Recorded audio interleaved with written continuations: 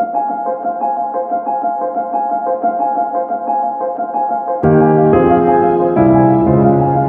are listening to Living with ADHD and CPTSD, available on Apple Podcasts and other podcast platforms.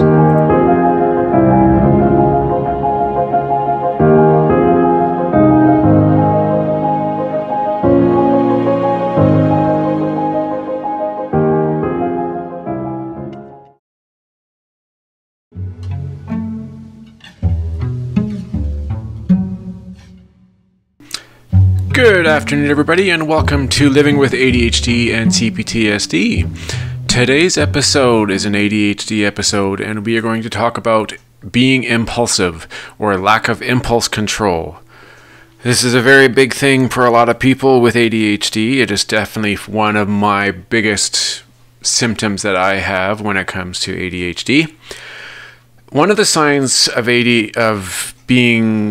having impulse control when you are living your life is the inability to think about what you're going to say or what action you're going to do before you do it. A lot of us have a hard time controlling that. We tend to do things that, well, quite frankly, are impulsive or act without thought or without the ability to go, is this the right thing to do or is this the wrong thing to do? Often we get into trouble because of it, and it can be with the law, with abusive substances, with relationships, with friendships, in school, in a work environment, all because of the lack of impulse control. So it is a big thing that needs to be looked at and discussed here, because there is a lot of people out in the world today with ADHD that do suffer from a lack of impulse control. Okay, so frontal dysfunctions of impulse control, a systematic review in borderline personality disorder and attention deficit hyperactivity disorder. I will discuss the BPD because there is a lot of common similarities between them, but this is mainly going to be discussing ADHD. So bear with me and we'll get some information here, okay? All right. Disorders such as borderline personality disorder, BPD, or attention deficit hyperactivity disorder, ADHD, are characterized by impulsive behaviors. Impulsivity, as used in clinical terms, is very broadly defined and entails different categories, including personality traits, as well as different cognitive functions such as emotion regulation or interference resolution and impulse control. Impulse control as an executive function, however, is neither cognitively nor neurobehaviorally a unitary function. Recent findings from behavioral and cognitive neuroscience studies suggest related but dissociable components of impulse control along functional domains like selective attention, response selection, motivational control, and behavioral inhibition. In addition, behavioral and neural dissociations are seen for proactive versus reactive inhibitory motor control. The prefrontal cortex, with its subregions, is the central structure in executing these impulse control functions. Based on these concepts of impulse control, neurobehavioral findings of studies in BPD and ADHD were reviewed and systematically compared. Overall, patients with BPD exhibited prefrontal dysfunctions across impulse control components rather in orbitofrontal, dorsal medial, and dorsolateral prefrontal regions, whereas patients with ADHD displayed disturbed activity mainly in ventrolateral and medial prefrontal regions. Prefrontal region dysfunctions, however, vary depending on the impulse control component and from disorder to disorder. This suggests a dissociation of impulse control-related frontal dysfunctions in BPD and ADHD, although only few studies are hitherto available to assess frontal dysfunctions along different impulse control components in direct comparison of these disorders. Yet, these findings might serve as a hypothesis for the future systematic assessment of impulse control components to understand differences and commonalities of prefrontal cortex dysfunction in impulsive disorders. Okay, impulsivity as a diagnostic criterion. Impulsivity is regarded as a clinical, diagnostic, and pathophysiological hallmark of several neuropsychiatric Psychiatric disorders such as borderline personality disorder, attention deficit hyperactivity syndrome or ADHD, obsessive compulsive disorder, trichotillomania, pathologic gambling, and chronic substance abuse. A complete review of frontal dysfunctions associated with impulsivity across the whole range of psychiatric disorders is beyond the scope of the review. We will therefore focus on frontal dysfunctions in BPD and adult ADHD and their relation to different components of impulse control. All right, I'm going to skip the BPD part because we are focusing on ADHD. In ADHD, one of the main diagnostic symptoms besides inattention and hyperactivity is impulsivity. Impulsive behaviors may consist of blurting out answers before questions have been completed, having difficulties awaiting a turn, or interrupting or intruding on others. As most of the symptoms listed in the DSM-5 are rather observed in childhood ADHD, other impulsive symptoms have been suggested for adult ADHD, such as impatience, example, while driving, or impulsive buying. Other major manifestations of adult ADHD are thought to be poor occupational performance, abrupt initiation and or termination of relationships, multiple marriages, separations, divorces, and excessive involvement in pleasurable activities without recognizing risks of painful consequences, and so on. Similarly, additional impulse symptoms have been added in the DSM-5, such as leaving the place in the office in a situation which one is expected to remain seated. As one may deduce from the multiple impulsive symptoms listed above, there is no commonly accepted unitary definition of impulsivity in the clinical domain, even though impulsivity is considered to be a diagnostic criterion for several psychiatric disorders. The assessment of underlying neural dysfunctions is further complicated by the multifaceted nature of impulse control. That will therefore be addressed in the next section. All right, the multifaceted nature of impulse control. Components of impulse control.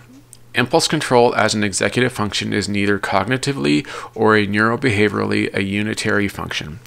Recent findings from behavioral and cognitive neuroscience studies suggest related but dissociable components of impulse control along functional domains such as selective attention, cognitive control, response selection, motivational control, and behavioral inhibition. Using a structural equation modeling approach, recently demonstrated that at least 6 separable but related components of impulse control exist. The control of stimulus interference, proactive interference, response interference, and behavioral inhibition, as well as decisional and motivational impulsivity. It should be noted that varying conceptualizations and definitions of impulse control components have been suggested. Stimulus interference may be defined as the ability to suppress or resolve interference due to resource or stimulus competition related to information in the external environment that is irrelevant to the task at hand. Thus, stimulus interference may be considered as impulse control at an attentional level. In stimulus interference, tasks such as the Stroop paradigm, participants assess whether a probe stimulus matches a target stimulus. A lot of scientific stuff here. Proactive inhibition consists of the suppression of information that was previously relevant to the task but has since become irrelevant. As this impulse control component requires control of information in working memory, it may be assigned to impulse control at a cognitive level. Proactive inhibition may be assessed using the recent probes task or the directed forgetting task. Impulse control may occur at different behavioral levels. Response interference may result from the activation of a relevant response tendency, and response priming as well as task switching paradigms, which have been shown to almost exclusively reflect response-related interference. Whereas response interference rather involves competition between two task-relevant responses, and thus interference is present at an earlier response selection stage. Behavioral inhibition focuses on withholding or cancellation of an already selected or initiated response, and thus late control processes. Stop signal and go, no-go tasks belong to the most prominent behavioral inhibition tasks. Impulse control may also be necessary at a decisional level. This component is represented by information sampling, which relates to decision-making style and assesses the amount of information sampled before a decision is reached. Impulse control, in the sense of a lack of reflection, can be assessed by measuring participants' response criterion, which can be rather liberal or conservative. High impulsivity is assumed to be associated with a relatively liberal criterion. An impulse decision is made when a person samples only a small amount of information. A motivational component of impulse control consists of the temptation of short-term reward, thereby interrupting long-term goals to the degree that delayed rewards are discounted. Delay of gratification may be assessed by delay discounting paradigms. In addition to the multifaceted components of impulse control, it becomes increasingly evident that some of the disparities result from the variety of methods that are used to assess impulse control. Besides experimental paradigms as those listed above, impulsivity, or more precisely, personality traits of impulsivity, can be assessed using self-report measures. However, if all present correlations between impulsivity traits as assessed using self-report scales and state impulsivity as assessed using experimental paradigms are relatively small. Okay, so that's a lot of scientific garble, but it was important just to read. I'm not going to go really far into it because a lot of you probably aren't going to understand completely. But let's try to dumb it down so that we all can understand. Excuse me. When we have a neurotypical person has the ability to control their impulse. And this is meaning like doing something or doing an activity.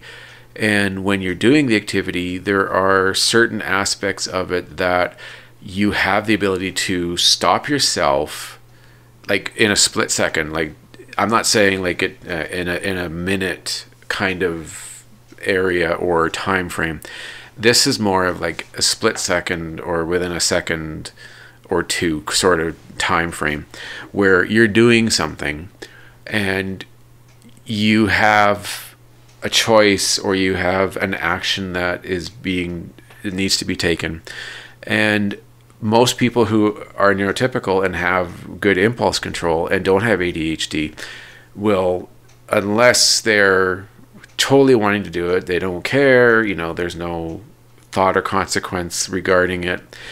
If they don't have ADHD and their impulse control is strong, they have the ability to, in their minds, realize all the consequences and all the levels and all the choices that there are and the consequences of their actions when they make that choice. And they are able to, in that split second within that second or two, be able to make the right choice and know it is correct, or it is the proper choice that will give them the proper response, and in situations will keep them out of danger, keep them from making regretful choices and decisions, or making physical actions that they know will be dangerous or harmful to themselves or to other people.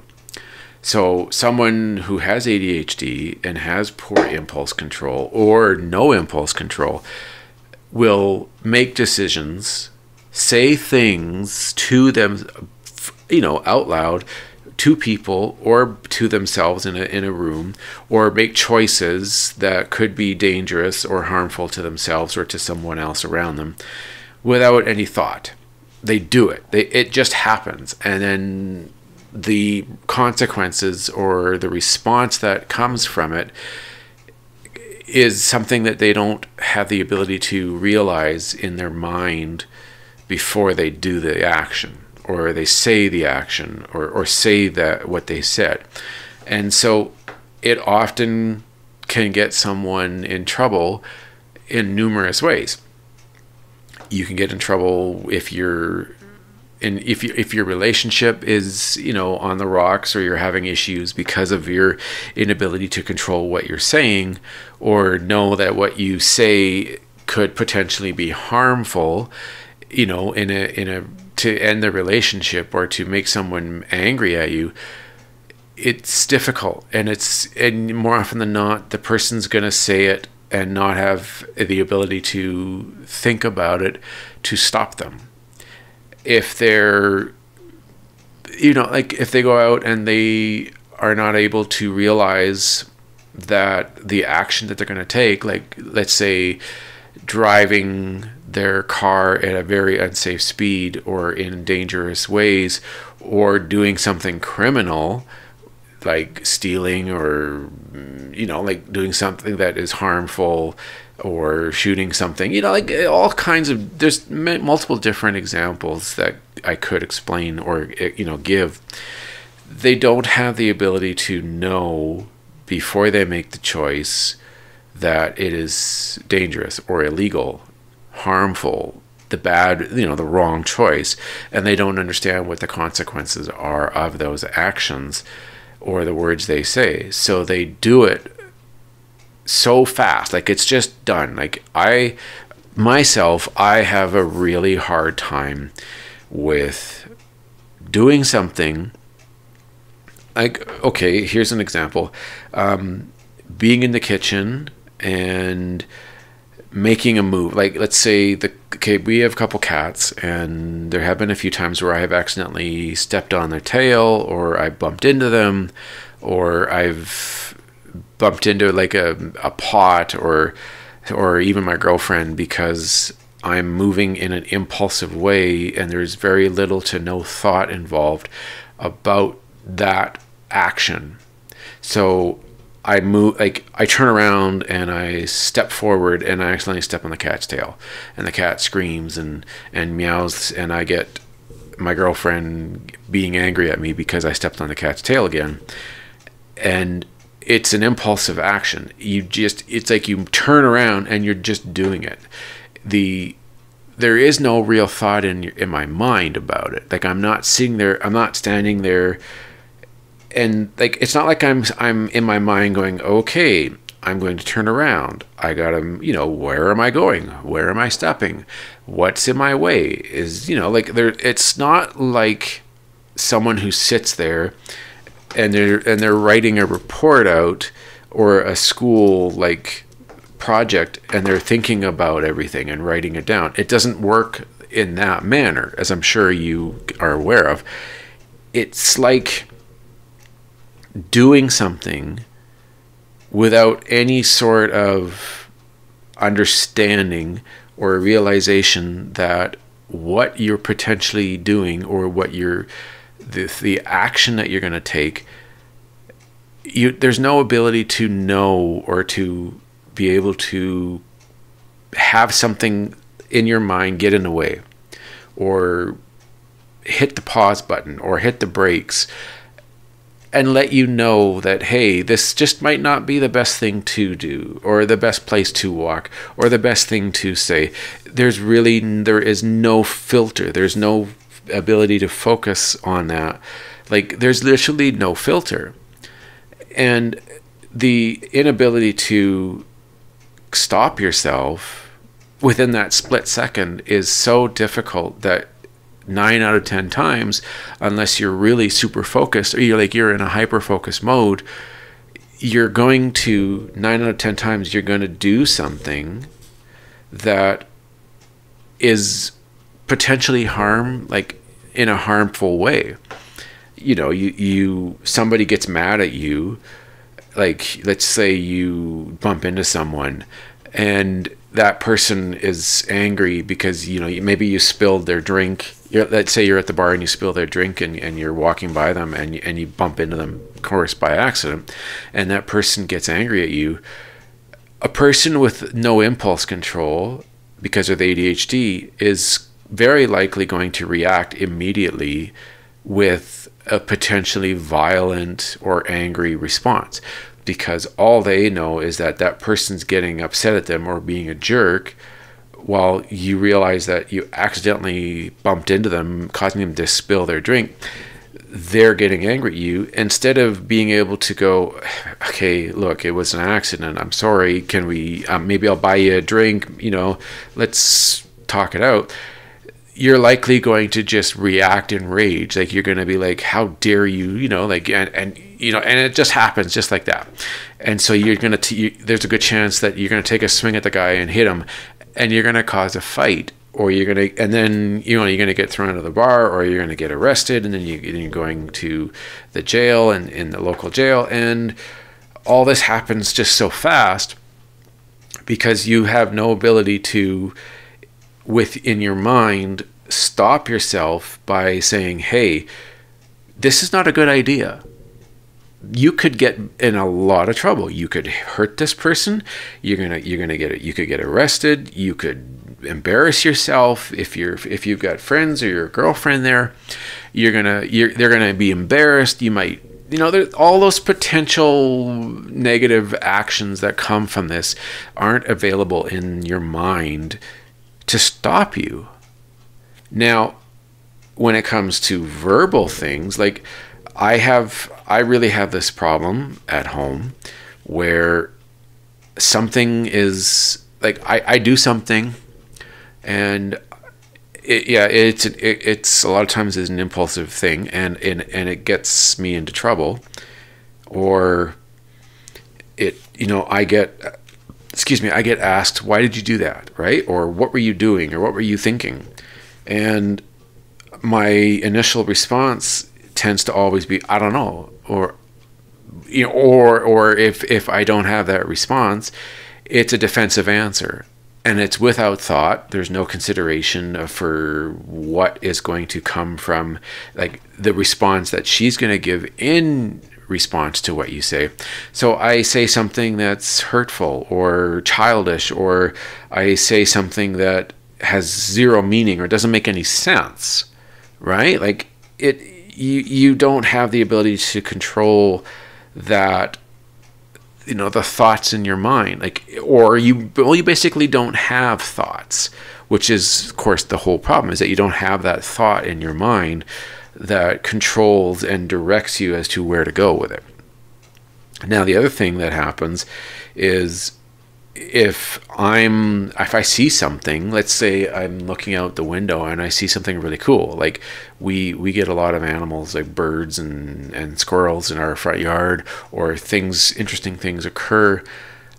I have this extremely fast and sudden just response, and it'll be like a verbal response.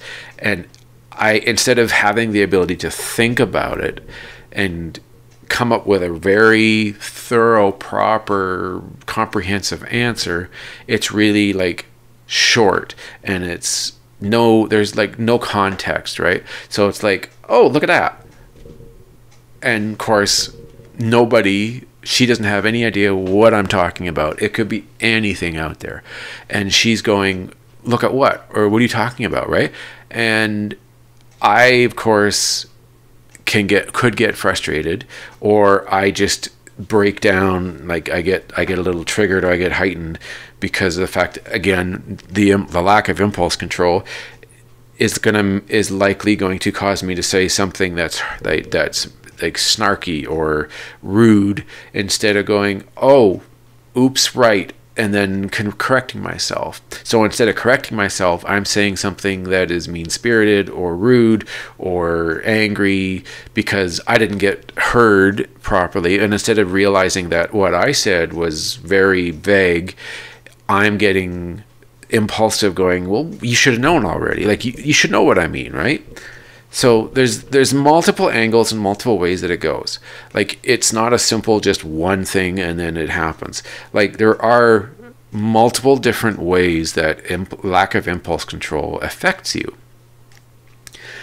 Like, poor impulse control, as I've discussed, has, like, it can be verbal, can be physical, obviously mental decisions, ways that you behave, things that you like the way you present something to somebody in any sort of format, whether it's long-term or a short-term response.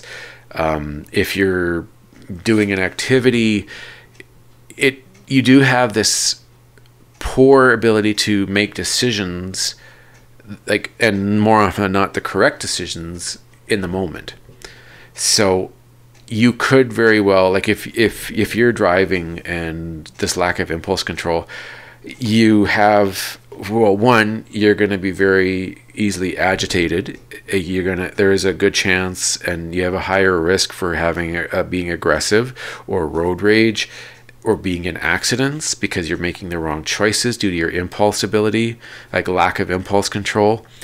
You really can't make the right choices, and you either, like, one of two things happens. Either you do something right away and there's no thought to it, which can cause like an accident or get you upset, or because of your lack of impulse control, you can, and this does happen, where you freeze.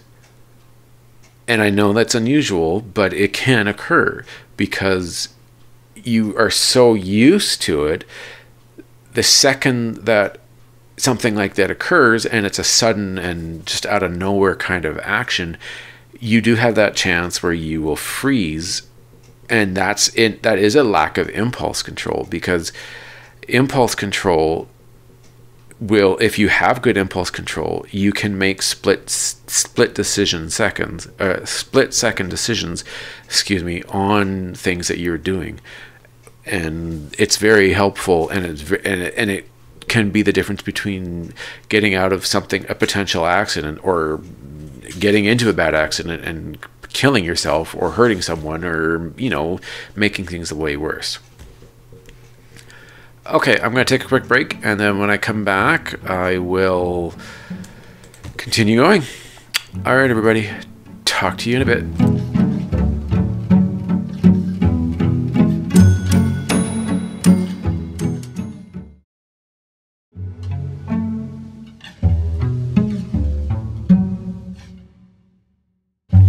All right, everybody, welcome back to Living with ADHD and CPTSD. We are talking about lack of impulse control, or poor impulse with ADHD. Let's continue discussing this. I'm going to read a bit more here about impulse control with ADHD. All right, so everyone has a story about that kid in school from their childhood. Whether it was eating paste, arguing with the teacher, or some manner of a Lovecraftian bathroom nightmare scenario, that kid in school had a scene-stealing outbursts on lock. Sometimes we all wonder what happened to them and what they're doing now. Unless, like me, you were that kid in school because you had impulse control issues from untreated ADHD. Impulsivity, in the clinical sense, can be neatly defined as action without foresight. I would speak without raising my hand, interrupt the class with emotional outbursts, and get out of my desk so often I'm surprised the use of duct tape was never bandied around the teacher's lounge. I would get asked why I was doing any of it, and I never had a clear answer, even to myself. I didn't like drawing that bad sort of attention to myself. It was humiliating. So, it's funny how often suffering in children gets them labeled as merely troublemakers. Part of this is shame-based masking in kids because they'll do anything to deny they're different. Part of it is how our school systems aren't adequately equipped to recognize or act on these circumstances that are ultimately health issues. So true. I was in school, when I began school, it was 1984, and teachers back then, they really had no idea. It was minimal knowledge in regards to ADHD, and I was basically thought of as a bad kid because I always was getting into trouble, being, I was always interrupting, being disruptive, things that were mentioned. I did it all the time. I was always doing stupid things. I had a very poor ability to have any foresight into what I was doing, and it often got me into trouble. So yeah, this is very true. All right, this is a column on ADHD and not how we're systematically failing or systemically failing our young people. So let's keep it pushing. Let's go ahead and do our inventory of jerk type behavior. I was an impulsive child. Well, I'm reading this, but I was too. And I am slightly less impulsive adult. I'm a slightly less impulsive adult. Ugh, excuse me, guys. We all have our moments of it, but for me, it can feel like a dozen controllers are all in charge of my brain at once and nobody is checking in with each other before they're pushing buttons. That's a good analogy. Especially in stressful conditions, I find I tend to move first and then process and deal with my actions second. It is not the most efficient or effective process. I'm not going to lie. Impulse control is one of the trickiest parts of ADHD. Even the first step of admitting we're someone who flies off the handle is tricky because it's a real struggle session of the ego. Fortunately, we've got a checklist. Do you do any of the following? Interrupt conversations, even when you have nothing of substance to add. Why is it hard not to just shut up and let someone have a word in edgewise? True. I do that with my girlfriend all the time. All right, 2, have distractions for your distractions. Often the most straightforward tasks can become arduous because the impulsive brain shifts our perception of priority like a spinning slot machine. You never know where your attention span is going to land. Yeah, I don't have this as strong, but I definitely have had moments where this occurs. 3, spend like you make money moves even when you're broke as hell.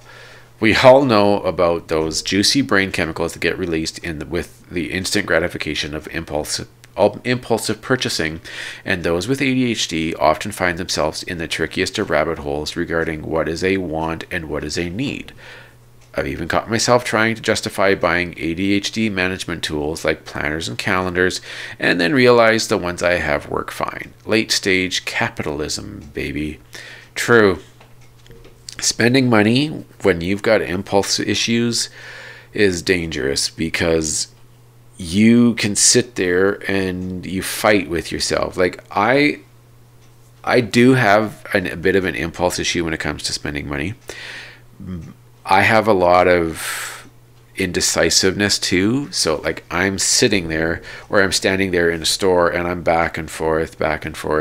Sometimes I've grabbed the item and then I put it back, and I've done this a couple times because I'm like, do I really need this?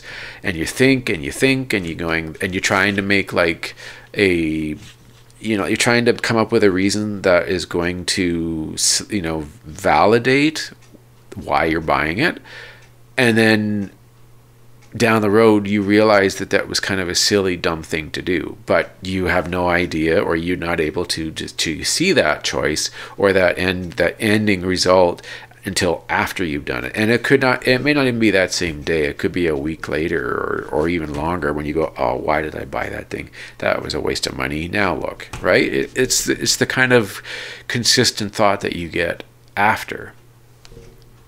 Okay, 4, find it hard to resist risky self-destructive behavior, like fighting or unsafe sex. I have a guy in my contacts that has about 8 different emojis that all convey danger, do not text him. Anyone else? Interesting.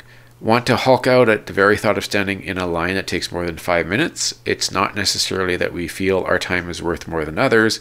Sometimes just the challenge of remaining relatively still and not fidgeting makes standing in a line for a long time positively exhausting.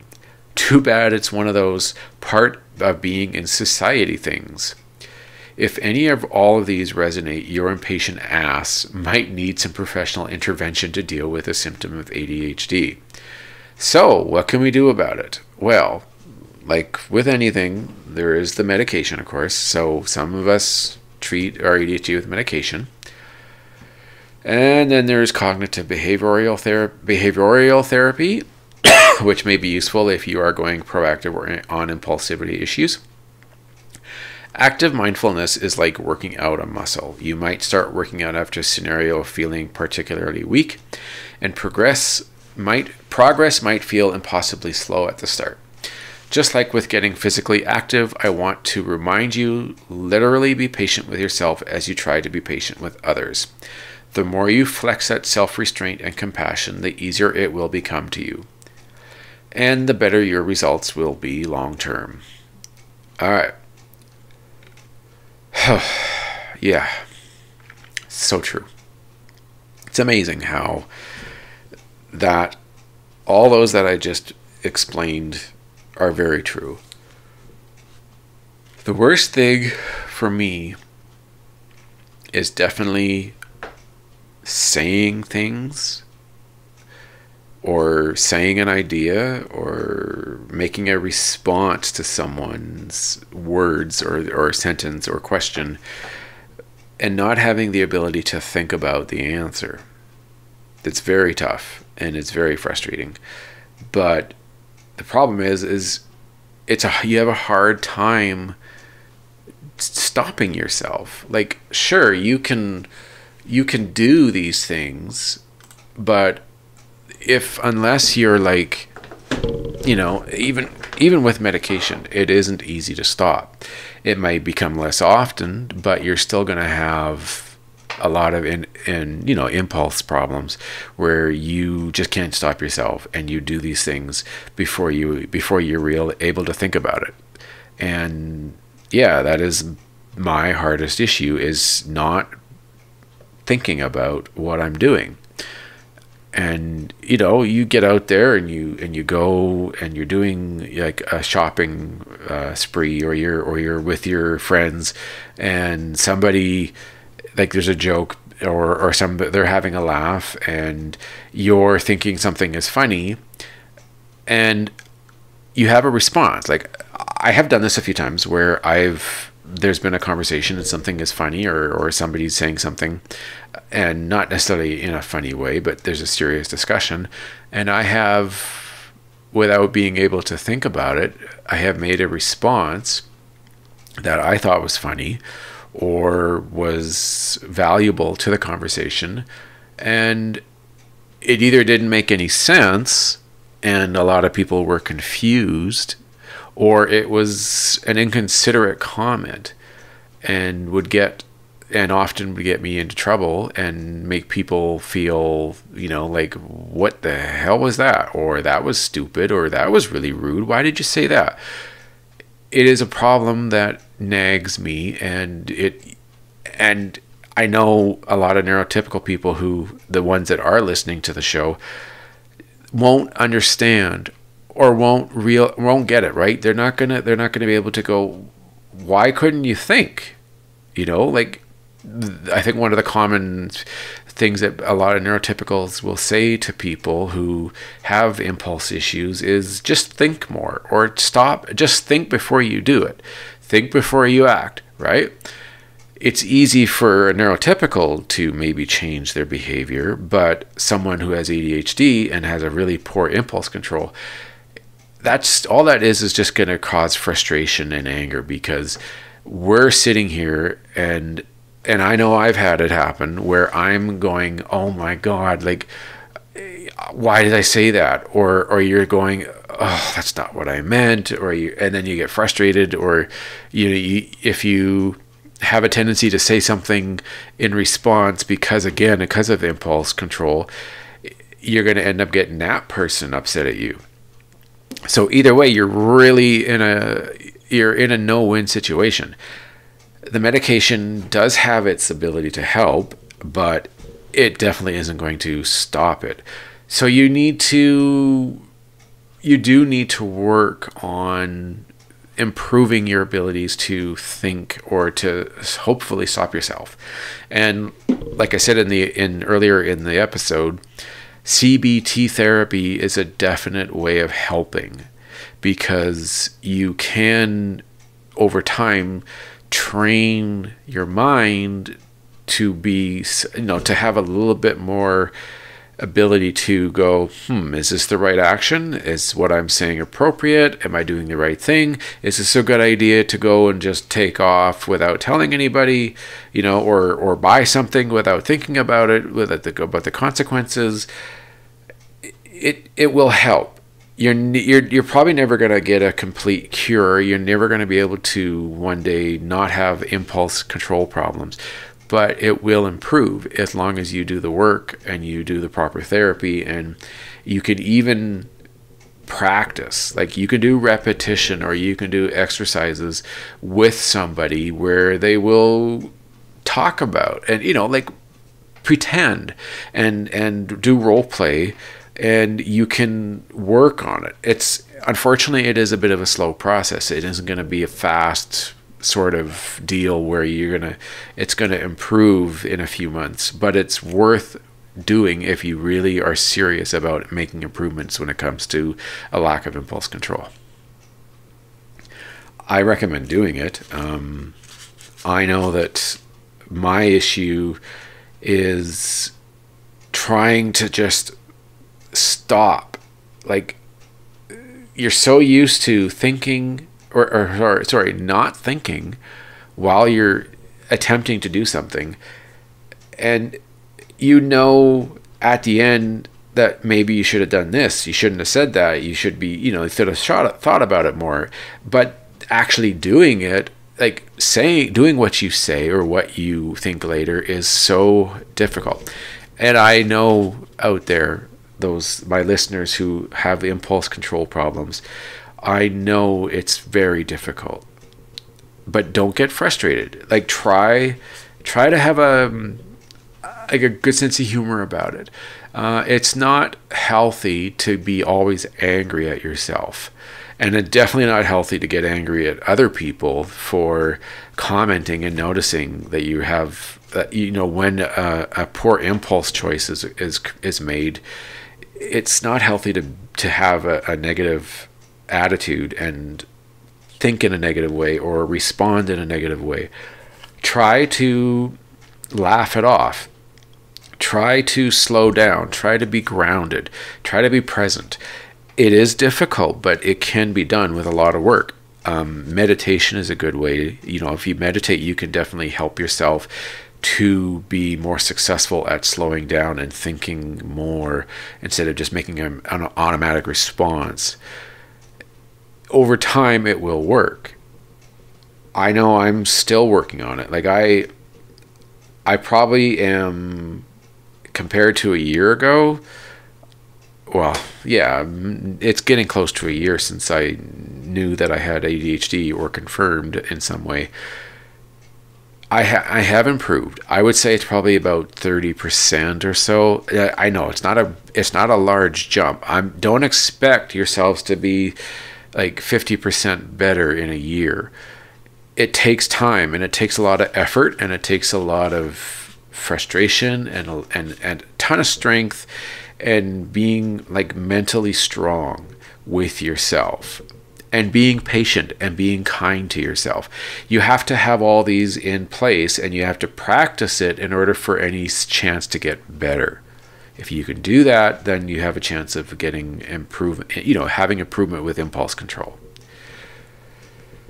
Well, I think that's it. That's all I can really say in regards to this topic. Yeah, it's one of those things that, you can talk about and give hundreds of examples, but it's not going to make much of a difference unless you do something about it, or you put the effort and have the patience to try and improve it, and knowing that you're going to have setbacks. That's the truth.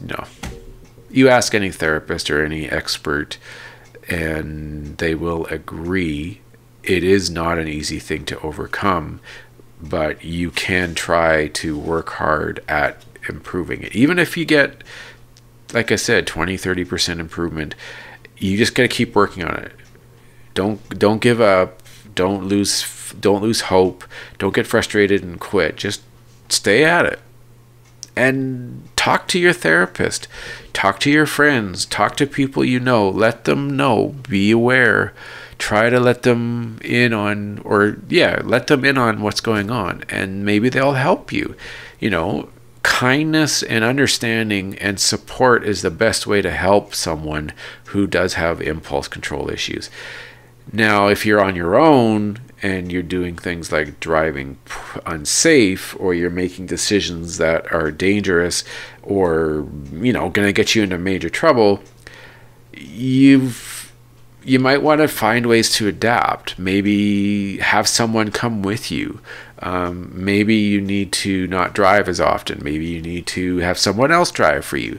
Maybe you need to have a partner who, goes with you when you go out to do things like shopping. Maybe leave your cards at home. Maybe only bring $20 or $30 in cash. Don't put yourself in a position that the inability to have impulse control is going to get you into trouble or cost you something that you're going to regret later. Find ways to change your behavior, whether it's adapting like that way or work on therapy. Like CBT is a good way. That could help. It's going to take some time though. Okay, everybody, that is today's episode. Check out Russell Barkley. He definitely has a lot to say regarding ADHD and impulse control, which also ties into executive functioning, and working memory, emotional regulation. They all tie in together. Definitely check him out on YouTube. I really recommend you do that. Okay, check me out on Twitter at ADHD and CPTSD. Please look at my website, www.livingwithadhdandcptsd.ca. And I'm working on getting some guests on my new YouTube show. It's going to be one-on-one with other ADHD experts, regular people who have ADHD, discuss their struggles and their real life experiences. I'm looking to get people on. If you are interested and you want to be part of the show, give me a tweet. Get on Twitter and look me up and message me and say, hey, I listened to your podcast and I would like to discuss, on your show about my experiences. Let's reach out. Let's get out there for people. Okay, everybody, that was it. I had a lot of fun, and I can't wait for next week. So until then, have a great week. Bye, everybody.